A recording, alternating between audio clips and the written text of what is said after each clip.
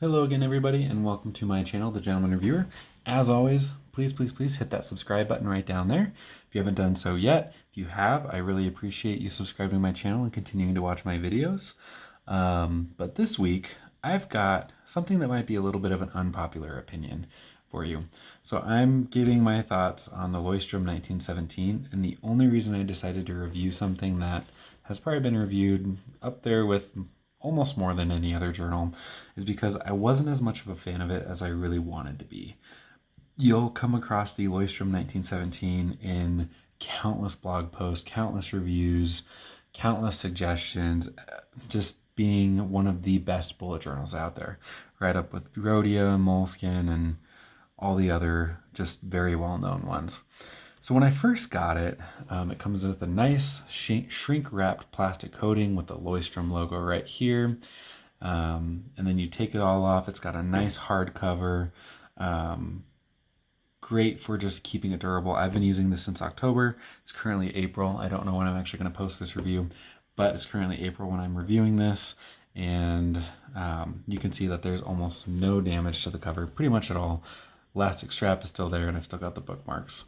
So very simple and minimalistic design. Nothing on any part of it except the brand name embossed right there on the outside. Nice elastic closure that's kept it up the whole time.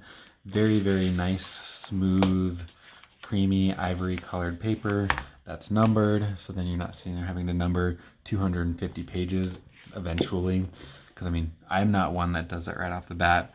It runs a little bit larger than some standard bullet journals. So this is my Jarbo, one of the first bullet journals that I got. It's just about half an inch bigger, about the same size as the Listalian journal that I reviewed last. So I liked all of those features about it.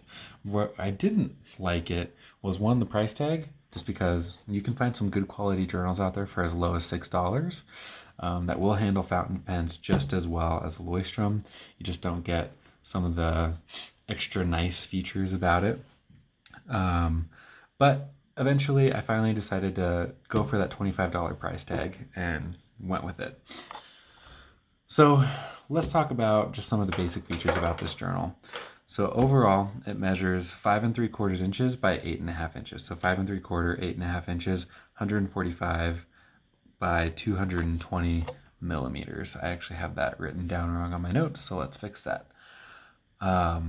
It's about 0.7 inches or 17 millimeters thick, so this is a very awesome size. So it's super comfortable, good size. The hardback cover gives you a really nice, good writing space, especially if you're in the beginning or the end of the journal and you don't have a hard space to write on. So the binding is actually, I'll get to that point later, but it's actually lay flat. So it works well from the start. Some of the other journals you have to really break in, which I'm just not a fan of. So yeah, that's my own thing. So it actually does lay flat from the start. I have the dot grid. I don't know how well the dots are showing up on camera, but you can also get this in square, blank, and lined.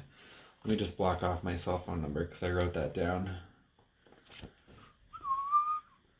So there's that. You can see I'm in Colorado, so that doesn't matter. Once you open it up, you'll see that there's a please return to page where you can write down your name, address, whatever else you want. I don't want my phone number out there on the YouTube. So, but then you get a content page. So you can see I stopped using that quite a while ago. I think I'm in 180 pages or so, maybe 190. And you only get 2 pages of the contents, which I'm not a huge fan of. Just for the way that I use bullet journals, I need a bit more room to be able to write enough things down. But then right after that, you hit the first bulleted page that's numbered as 1, and you can do whatever you want with that. So I actually kept this blank in case I decided to keep using the content page and would need something to spill over into. So I wish they had 2 more pages, but you know, whatever. So finally we reached the actual fabled Leuchtturm 1917 ivory colored 80 GSM paper. So this is where I did not like the journal, and I'll dive into why back here when I show you my whole list of pens that I used. So I've got a better picture of this on my blog that you'll probably actually be able to read a little bit easier. I use like my Diplomat Arrow, TWSBI Diamond 580 ALR, Conklin Durograph, even like a Monteverdi D-like and a TWSBI Eco, and 2 dip pens, and just every single rollerball, ballpoint, and whatever else I could find, gel pen, markers, and mechanical pencils down here at the bottom, which you can see now. What I really didn't like about it, if I flip to this side, you can see almost everything except the pencils. So the ghosting on this notebook has been ridiculous. I understand that you got to find a balance between thick paper that's going to be able to handle a fountain pen well, and being thin enough that it's not just going to be overly gigantic and thick. But you know, when almost every single pen, pretty much every single pen that I used, you can see through pretty well on the other side, somewhat to the point that it just gets annoying writing on the other side of the page. The fountain pens do a little bit worse just because it's a water-based ink. And even some of the roller balls you can see are going through even more. Again, they're very similar ink as a fountain pen. People will say that the only downside to a roller ball is it's not a fountain pen. Obviously the markers are going to go through, that's no surprise. I don't really care about that. The highlighters and stuff go through somewhat as well. The only thing that doesn't go through is a mechanical pencil, and I like fountain pens. I want this to hold up to fountain pens. The ink though, here if we go a little bit farther back, this is where I get my Leuchtturm samples on the pictures that you'll see dispersed through my blog.